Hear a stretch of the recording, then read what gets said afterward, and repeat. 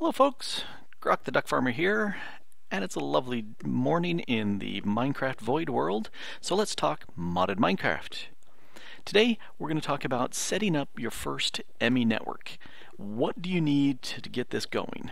Well, let's take a look here. Right now, if we take a look at the chest, we can see the items that I think are the bare necessities. We've got the crafting table. Well, the top row itself are things that you need exactly that many. The second row, the iron, the redstone, and the certus quartz, you should have at least half a stack. We're not going to use all of them, but that's nice to have.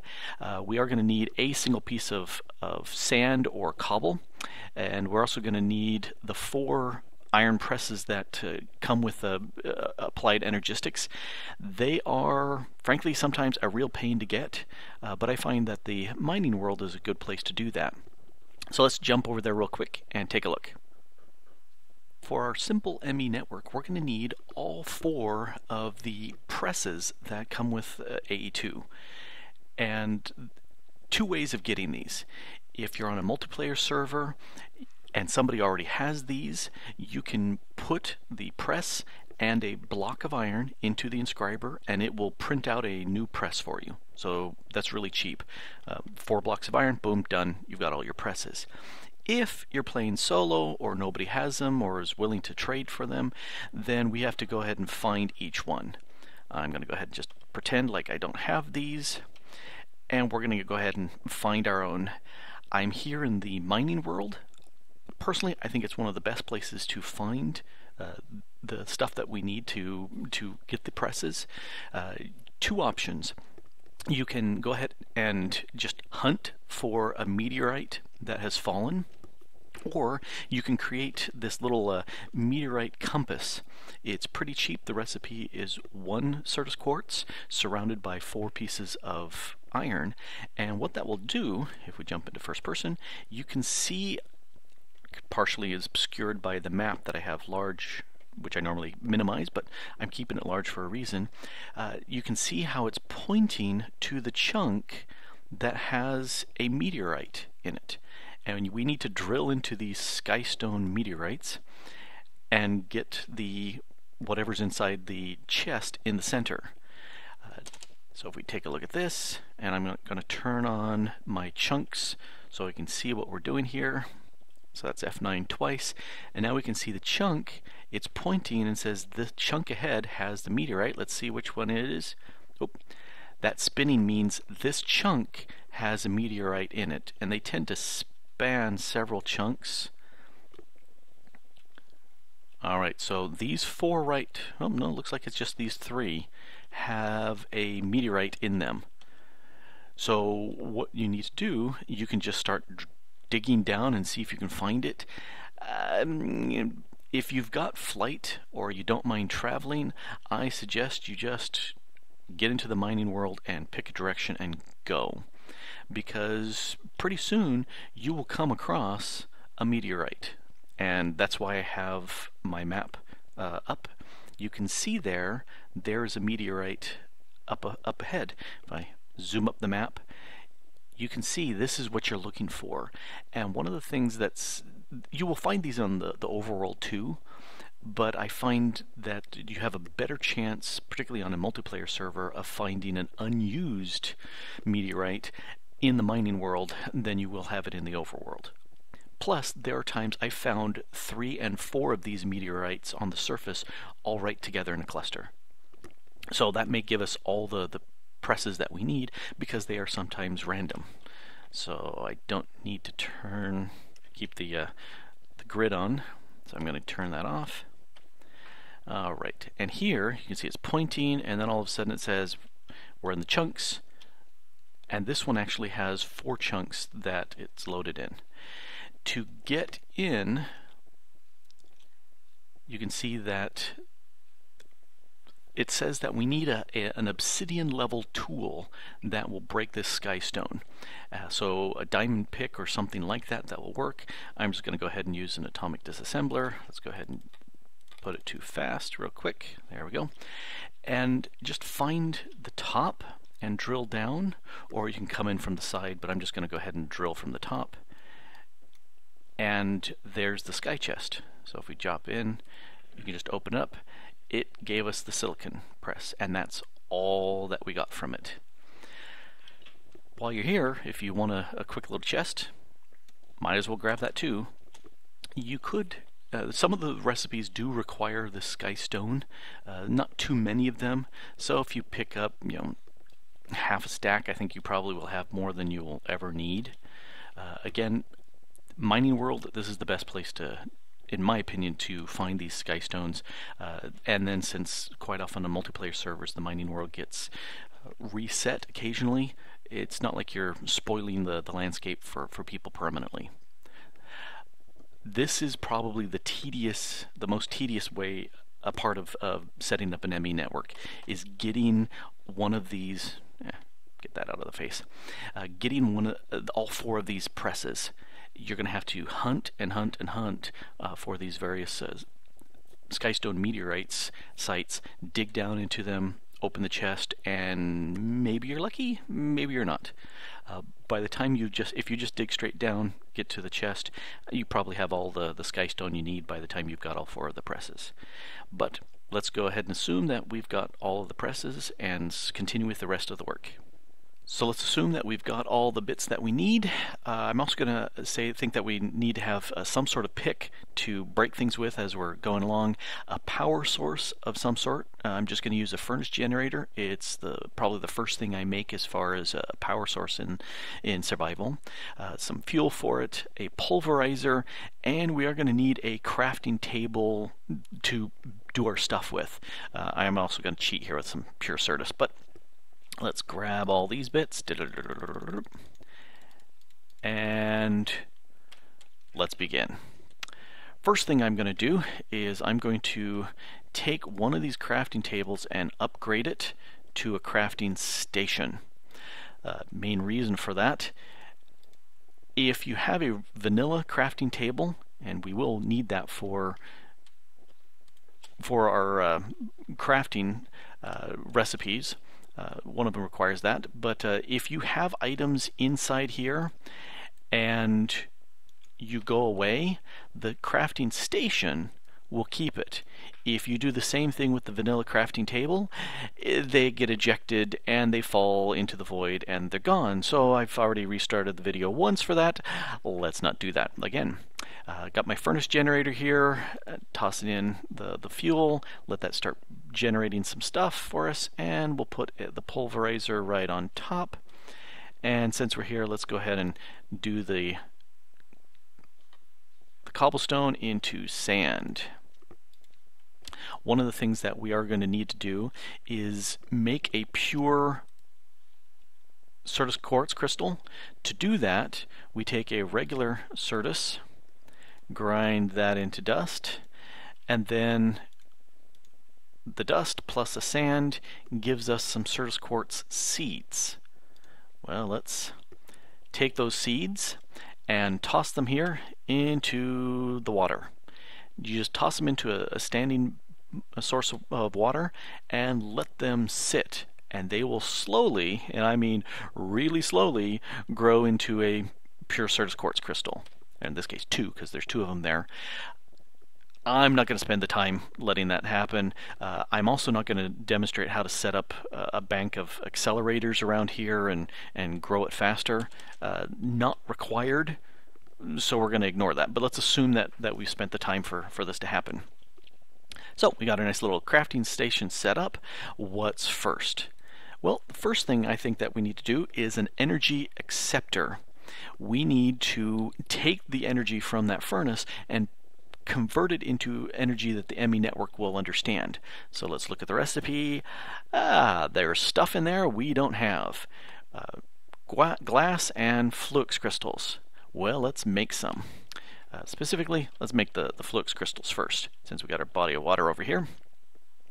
To do that, we are going to need to take 5 of our nether quartz and 5 redstone and our 5 charged certus quartz. Can't be regular certus quartz, it's got to be the charged. And we're going to dump these into the water and we will get back the flux crystals. And let's grab those, and we'll dump the seeds back in. So we've got 10 of the flux crystals. That's what we needed. Next, also part of that, we needed the glass. So the recipe for that is some powdered either nether quartz or certus quartz and glass, and that will yield us 4 of those. Well, we need 10, but we can't make 10, we can only make 12, so we're going to need 3 sets of these. That means 15 of these certus quartz needs to be ground up. Let's go ahead and do that real quick. Speedy up time! Alright, all 15. And let's make ourselves some glass. And we need 3 sets. 1, 2, 3. There's our glass. And we should now be able to make an energy acceptor. Let's only make 1, please, and not mistakenly make more. Let's put that right against our furnace, and that will accept energy. We could just start building off of here, but I like to make one thing that's technically not 100% required, but certainly good to have: a energy cell. That will store some energy. In fact, it tells us that it'll store 200,000 AE units of power, whatever that happens to be, which is why we have the energy acceptor here, to change that. Again, that needs powdered flux dust. So let's go ahead and take some of our flux here and powderize that up. We won't do any special effects on that because we're good to go. Fast, fast, fast. And now we have an energy cell. If we take a quick look at our furnace over here, you can see that it's filled up with energy. But if we take our energy cell, drop that on, and then come back and look at our furnace again, it's sucking up all that energy and dropping it into the energy cell. As it fully charges, these corners will take on a purplish tinge. So we've got our energy cell, and next we need to go ahead and make a little bit of glass cable. We're going to need some of this here. We've got the flux, but we need some quartz fibers, more dust, and some glass. So let's take 1, 2, 3, and let's grind it up. Grind, grind, grind, grind, grind. Done. And I remember the formula on this, so we'll just throw that in real quick. And there's our 3. Then if we take that gives us the glass cable that we need. So next, let's go ahead and set up an inscriber. We're going to need to make a whole bunch of these things. Well, we're going to use this a whole bunch. We're only going to make 1. And I'm going to put it right over here.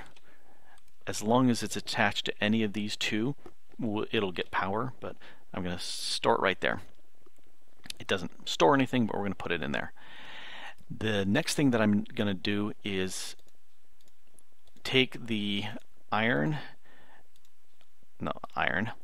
the gold, the diamond, the pure certus, and the silicon, and I'm going to press them with each of the individual presses and then combine them into the processors. This will take a little bit of time, so we're going to do a little speedy up motion. Here we go.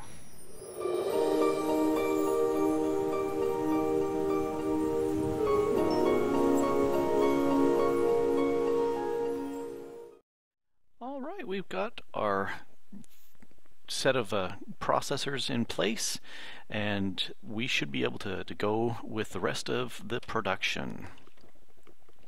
We are going to start with an ME drive. Take a quick look here. We could do an ME chest where we have a single of the storage cells in it, and that's No, let's just go ahead and upgrade all the way to the 10 bay drive array. That's where the two diamond processors are in place, the glass crystals. We've got everything we need. So let's go ahead and plop it right there. And we could put it on top, on the sides. As long as it's touching, it's powered, we're good. And I also like to put one of the glass cables right on top. Shift click to put it right on top. Okay, we've got our drive, but it would be nice to actually, or our drive bay, but it would be nice to actually have a storage cell in place. We're going to make a 1K because it's the cheapest, and for right now that's all we need. We've got the iron, we've got the glass. We don't have the storage component, but we do have these bits. So let's go ahead and make one and get these back. And now that we've got that, let's make the cell itself. And now we can click on our drive bay and put in the storage cell. We now can put stuff into the system if we can access the system, which technically we can't. But we will, because the next thing we're going to do is create a crafting terminal. We could just do an interface terminal, but I skip the interface terminal and go right into the crafting terminal because crafting is so very useful. Here's where we need the vanilla crafting table, the one and only certus calculation processor, and this guy needs some funky stuff. Here's our 2 glowstone. Forgotten that in a previous version of the video, so I'm glad to not have forgotten it this time. And we need to make these cores. We need some more of the flux powder because we don't have that right now, so let's go and do that. That's the last of our flux. And let's make that core. We only need one set. Give me that back.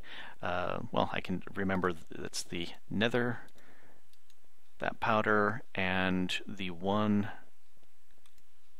gold, and that gives us the annihilation core. There's our formation core. That's what we need. Back to our crafting. We need to put that together. There is our terminal. And like I said, we could stop with that, attach it, and be good, but I much rather upgrade it to the crafting terminal so that we can actually do the crafting bits that we need. At this point, let's click that on there. Now we can access our system, drop our bits in, click, click, click, click, and they are all stored in the ME network. We take a quick look at our drive. We've got 13 types and 110 bytes used. The bytes don't work one-to-one as far as the number of items stored in, but the type of items do count one-to-one. So as we take a look in here, you can see each one of these items is one type. The iron, even though there's 15 of it, it's one type. We have up to 63 different types of items we can throw into the system before that drive is full and won't accept any more types.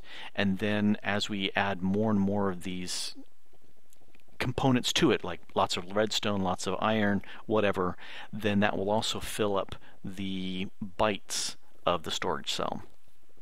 Later, it would be good to add more drives into our array.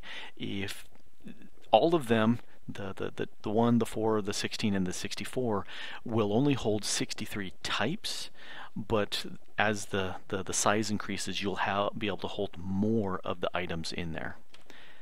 But we're done. Right there. We are done. We have our power, an inscriber, we've got our drive array, and we've got our access to it. We are done as far as the simple network is concerned. You can increase it with cores, multiple inscribers, crafting, all those other fun things, but that's not necessary. we are done with our simple little network, and hopefully that's been of help to you. And if there are any other suggestions you'd have, just leave a comment. I greatly appreciate it. Bye. Those go there, and I lost my stuff.